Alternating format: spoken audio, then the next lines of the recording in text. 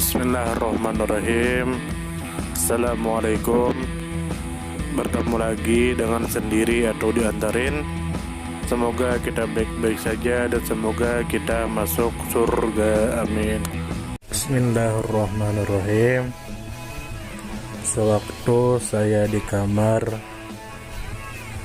itu saya membuka sebuah buku PDF yang mana di dalamnya itu ada membahas cerita tentang suap. Tapi saya masih bingung, apa perbedaan suap dengan hadiah? Terlihat sama. Lalu saya buka di tulisan-tulisan organisasi Islam yang ada di Indonesia. Di situ menjelaskan bahwa ternyata suap dengan pemberian atau hadiah atau sedekah, artinya suap dan hibah dan hadiah dan sedekah itu sama-sama model pemberian dan mengandung unsur kerelaan. Tapi ternyata di tulisan ormas Islam tersebut menjelaskan ternyata hukumnya berbeda antara suap, hibah, pemberian, hadiah, dan sedekah. Lalu ada hadis riwayat Ahmad yang artinya sebagai berikut. Diriwayatkan dari Sauban, beliau berkata, Rasulullah Shallallahu Alaihi Wasallam melaknat penyuap, penerima suap, dan perantaranya. Maksudnya orang yang menjadi perantara penyuap dan penerimanya. Lalu ada seorang ulama, yaitu Syekh Nawawi Al-Bandani, yang mengartikan suap tersebut sebagai suatu pemberian dari seseorang kepada hakim dengan motif agar dengan pemberian tersebut bisa menggagalkan sebuah kebenaran atau melegalkan kejahatan. Lalu Syekh Nawawi menjelaskan di dalam kitab Nihayatuz Zain, yang artinya Nihayatuz Zain halaman 370, yang artinya menerima suap haram hukumnya. Suap adalah suatu yang diberikan kepada hakim agar menetapkan hukum yang tidak benar, atau agar si pelaku suap atau si penyuap terbebas dari hukum yang benar. Memberi suap juga diharamkan sebab termasuk membantu terjadinya maksiat. Jadi haramnya suap itu sebab maksiat. Lalu di dalam kitab Misbahul Munir menjelaskan bahwa praktek terjadinya suap itu tidak hanya menyangkut pada masalah pemberian sesuatu kepada si hakim yang memiliki otoritas atau kekuasaan pada suatu putusan hukum dalam suatu negara. Imam Ibnu Katsir menulis di dalam kitab Misbahul Munir juz 1 halaman 229, yang artinya suap adalah sesuatu yang diberikan oleh seseorang kepada hakim atau kepada selain hakim agar menetapkan suatu hukum yang memihak si penyuap atau agar menuruti apa yang diinginkan oleh si penyuap. Dari penjelasan di atas dapat kita ketahui, teman-teman, tuan-tuan semua, ternyata suap itu memiliki motif supaya orang yang menerima suap bersedia melakukan hal-hal yang menyimpang, dan itu termasuk dalam perbuatan dosa. Lalu perbedaan suap dengan hadiah sekilas memiliki kesamaan. Namun menurut Imam Ghazali, suatu pemberian dapat mencakup hadiah, sedekah, dan suap. Ketiganya, hadiah, sedekah, dan suap, sama-sama mengandung unsur kerelaan, sukarela dari sisi pemberi. Namun yang membedakan, yang terletak adalah motif atau tujuan dari pemberian tersebut.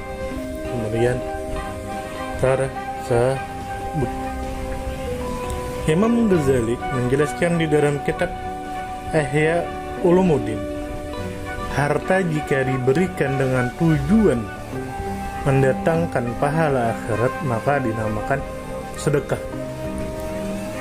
Adapun jika harta benda itu diberikan untuk mendapatkan imbalan di dunia, baik itu berupa harta, maka dinamakan sebuah pemberian, riba. Adapun jika harta tersebut yang atas perkara yang diharamkan atau kewajiban yang sudah ditentukan, maka dinamakan suap. Jika untuk perkara yang diperbolehkan, maka dinamakan ijarah atau ja'alah.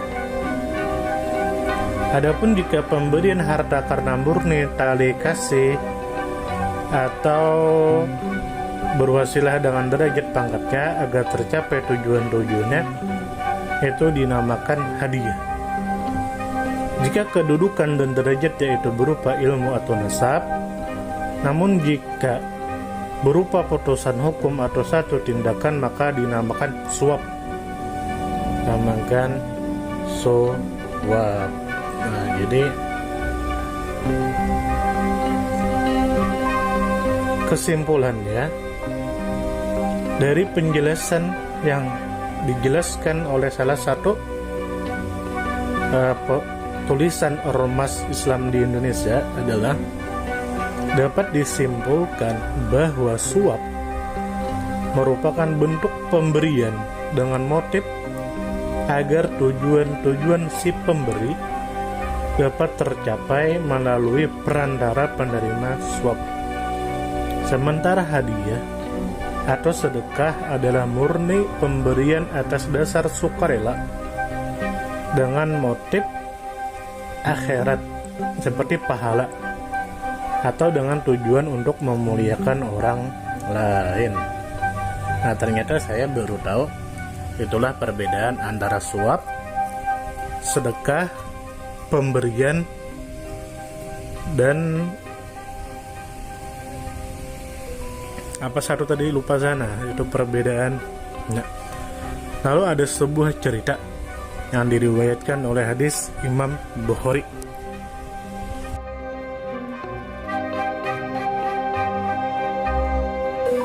Imam Bukhari meriwayatkan sebuah hadis sahih.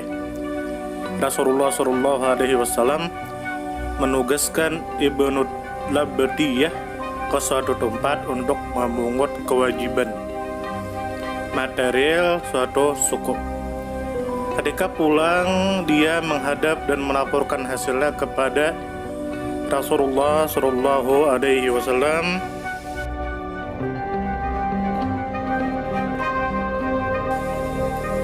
Dia berkata, "Ya Rasulullah, yang ini adalah milik kaum muslimin dan ini adalah hadiah yang diberikan kepadaku." Kontan Rasulullah Shallallahu Alaihi Wasallam menjadi sangat marah dan bersabda,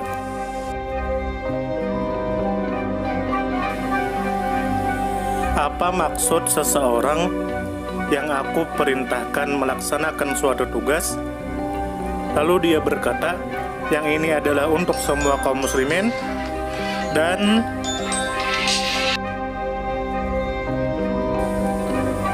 yang ini adalah hadiah yang diberikan kepadanya. Coba dia duduk saja di rumah kedua orang tuanya, dan lihatlah apakah dia akan diberi hadiah atau menolak. Nah, ini sedikit cerita yang ada di dalam kitab Sahih Bukhari.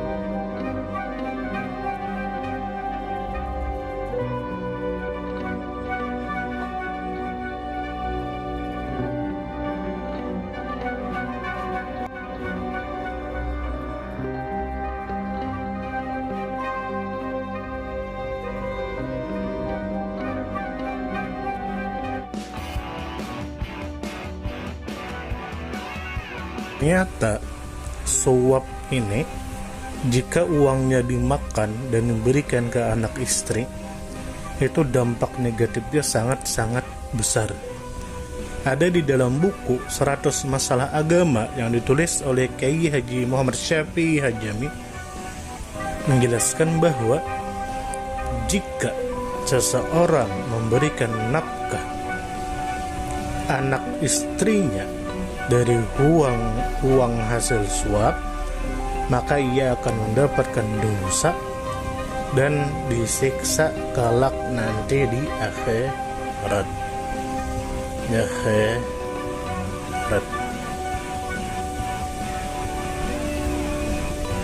Di dunia ada dampak dan di akhirat pun ada dampak. Lalu Imam Ghazali menjelaskan di dalam kitab Bidayatul Hidayah, dampak dari memberikan keluarga dari uang yang haram seperti suap adalah pemberinya akan mendapatkan dosa dan murka dari Allah Ta'ala karena menggunakan harta yang haram untuk menafkahi keluarganya. ya. Nah, jadi untuk keluarga ya. Dampak negatif selanjutnya memakan uang haram dari suap adalah bisa menghasilkan energi negatif yang mendorong manusia pada perbuatan maksiat. Ini dijelaskan dalam kitab Ittafus Sa'adah karangan Said Murtada Az-Zabidi. Dampak negatif selanjutnya memakan harta suap adalah Imam Ghazali mengibaratkannya itu seperti membersihkan pakaian kotor dengan air kencing, yang mana air kencing tidak akan membuat pakaian menjadi bersih, artinya akan semakin kotor. Sebab itu, jika memberikan anak harta yang haram, maka dia tidak akan menjadi orang yang baik. Itu. Jadi ada banyak dampak negatif dari memakan harta suap, harta haram. Nah, diantaranya ya dapat dosa. Semoga kita semua dihindarkan dari memakan makanan yang haram, dari mengkonsumsi sesuatu yang haram. Semoga anak cucu kita, istri-istri kita semuanya terhindar dari perbuatan yang tidak diinginkan, perbuatan yang diharamkan oleh Allah. Semoga kita baik-baik saja, semoga kita masuk surga, semoga kita dijauhkan dari suap dan lain sebagainya, apalagi korupsi dan hal-hal yang merugikan orang lain, apalagi merugikan diri kita. Semoga kita baik-baik saja. Mohon maaf jika ada salah. Terima kasih. Wassalamualaikum warahmatullahi wabarakatuh. Silakan komen dan berikan komentar dan berikan pandangan Anda di kolom komentar. Terima kasih.